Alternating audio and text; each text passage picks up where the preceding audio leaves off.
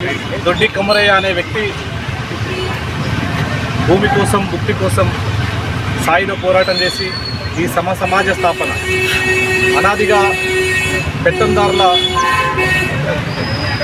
అణచివేతకు ఈ సమాజంలో సగభాగం ఉన్నటువంటి బడుగు బలహీన వర్గాల హక్కుల కోసం పోరాడినటువంటి గొప్ప వ్యక్తి దొడ్డి కొమరయ్య గారు. ఈ సమాజ నిర్మాణంలో, ఈ సమాజాన్ని చైతన్యపరచడంలో, ఈ సమాజాన్ని అభివృద్ధిపరచడంలో బడుగుల యొక్క బలహీన వర్గాలు ఈ సమాజంలో ప్రధానమైనటువంటి పాత్ర పోషించినప్పటికీ కూడా ప్రభుత్వాలు మారినా, అనేక రకాలుగా సంస్కరణలు వచ్చినా ఇంకా బలహీన వర్గాల యొక్క అభివృద్ధి కోసం అవసరమైనంత మేరకి ప్రభుత్వాలు ఆ దిశగా పనిచేయడం లేదనేది వాస్తవం.